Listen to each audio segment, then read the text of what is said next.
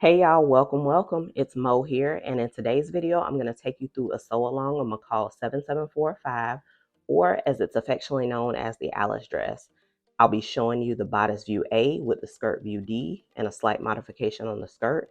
Plus, if you stick around to the end, we'll take a closer look at the style lines of this pattern together and unwrap the potential it has for hacking into multiple designs.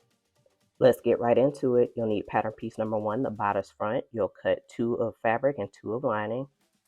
Pattern piece number 4, you'll cut 1 on the fold in your fabric and 1 on the fold in your lining. Pattern piece number 6 is the front flounce, so you'll cut 2 of your fabric out of these. Pattern piece number 7, the back flounce, you'll cut 1 on the fold.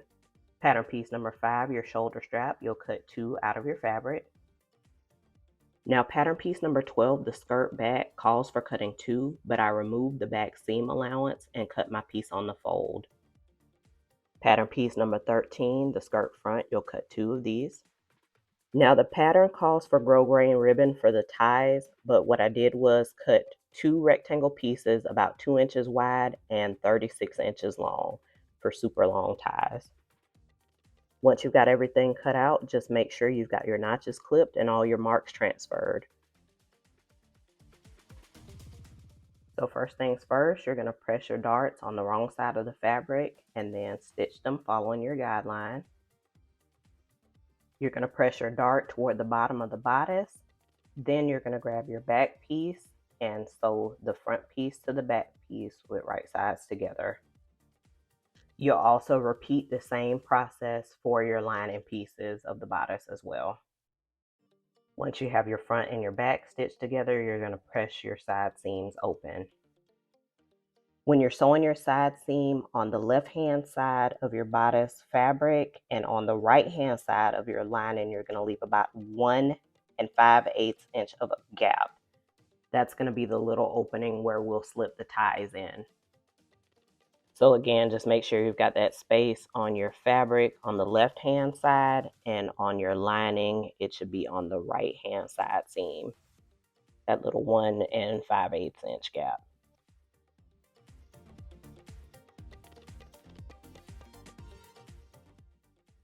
Press open your side seams on both your fabric and your lining, and then we're going to set those both to the side.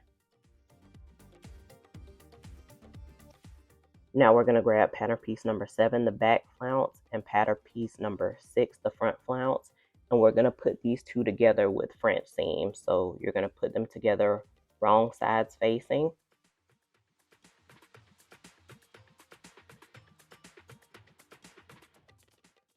You'll stitch them together at 3/8 of an inch. You'll trim your seam down to about 1/8 of an inch.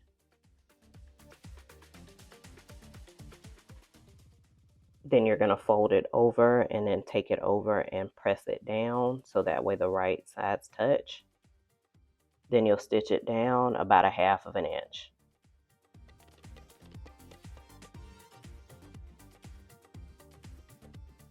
Next, you're going to reinforce your curved edges through the front and back flounces. So I'm just showing the back flounce. So you're going to stitch along here and then clip to the circles.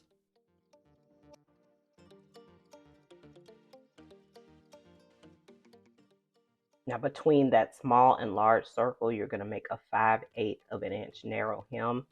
Now what I'm going to do is I'm going to serge it first and then fold it over twice. The reason why I'm doing that is because I don't have a narrow hem foot, which you don't really need it, but it just makes the process a little bit smoother. And this little trick that I do with serging it and then folding it over twice, I've found just helps keep that little seam reinforced because that flounce is going over your shoulder. And during this process, you can go ahead and double turn your hem of the outer edge of the flounce. I also like to serge that down and then turn it over twice just to finish off my hem the same way. So far, if this video is being helpful, please give it a like. It really helps me out. And also, if you like videos like this, then leave me a comment down below and tell me what you'd like to see next. So once you have the flounce edge hemmed and also the bottom edge, or the outer edge rather, of the flounce hemmed down, We're going to go ahead and grab our front and back bodice piece. We're going to pin the flounce to the bodice piece, matching up all the notches and markings. And for the flounce piece, you're going to want to make sure that your wrong side of the flounce is touching your right side of the fabric.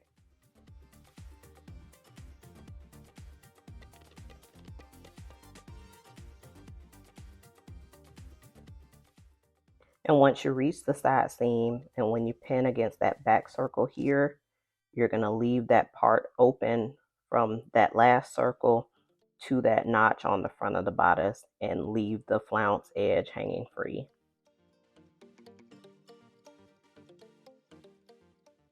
I'll do a close up so you can see exactly what I mean.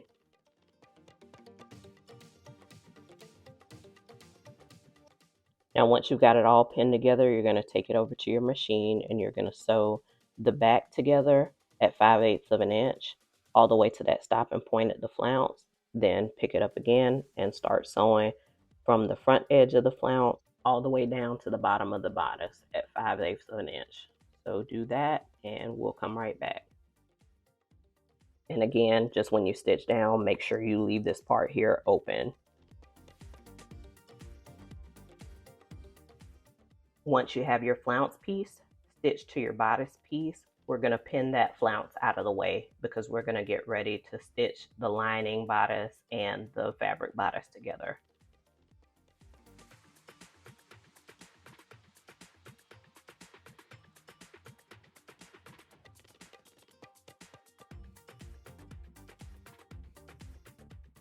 So go ahead and grab your lining piece and place it on top, right sides together, and just make sure you match up all your notches. And at that flounce opening piece, just make sure that flounce is tucked out of the way. Make sure you're lining up your side seam, and definitely when we stitch over this part, we don't want to catch that hanging flounce piece. So just make sure you got everything matching up.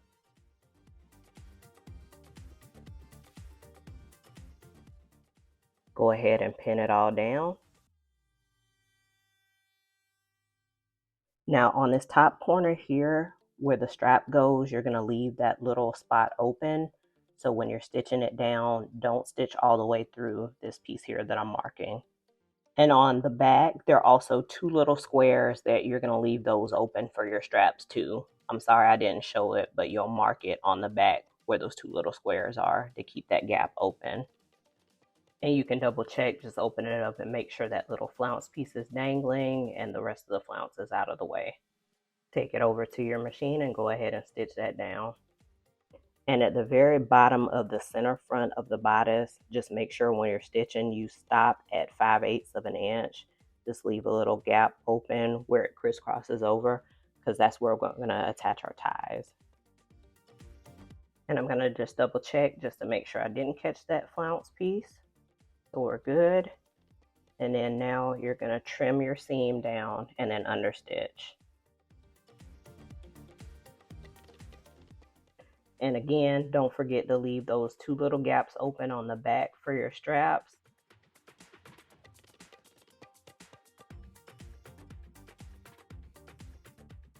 So you're going to want to attach a safety pin to each end of your straps, and we're going to go ahead and insert them into the top part of the bodice on the front through those little gaps, and the back part of the bodice as well. And when you insert them, just make sure that your strap's not twisted. And then flip it over to the inside and pin the strap in place. And then once you have it pinned down, you can try on the bodice just to make sure you've got your straps adjusted to the length that you like.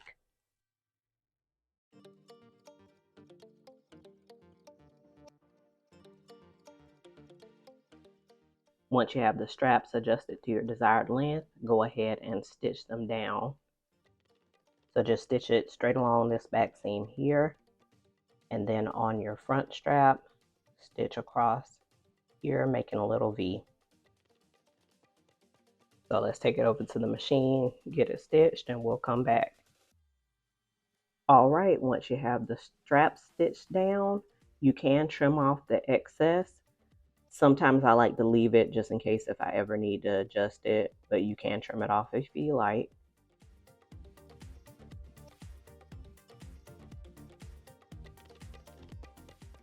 All right, and flip that back over to the right side out.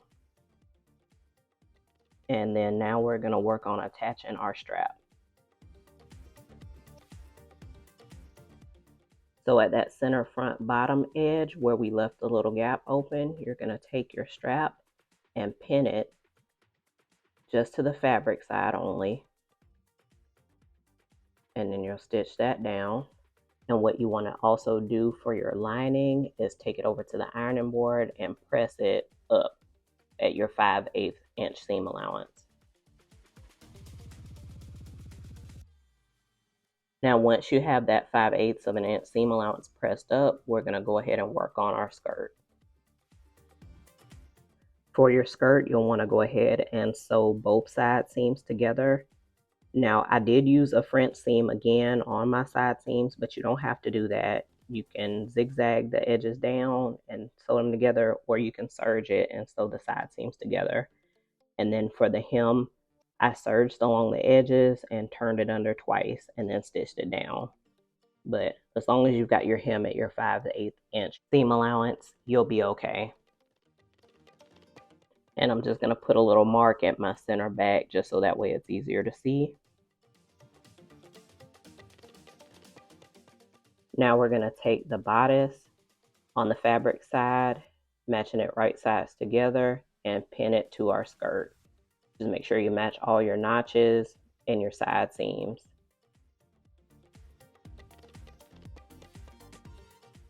And on that left hand side where we left the gap in the bodice, we're going to pin that together but leave about 1/8 of an inch of space in between. Once you have it all pinned together, take it over to your machine and sew it together. Now when you reach the center front, you are going to have about that 5/8 of an inch hanging from your bodice piece, but that is totally fine. You want that. So let's go ahead and take it over to the machine and sew it up. And don't forget at that side seam where we have our little gap on the left hand side, just leave that little teensy bit of 1/8 of an inch space open. So far so good. Now that we've got the outer portion of the bodice attached to the skirt, we're going to press our seam toward the bodice. Then once you have it pressed, we're going to trim that seam down to about 1/8 of an inch.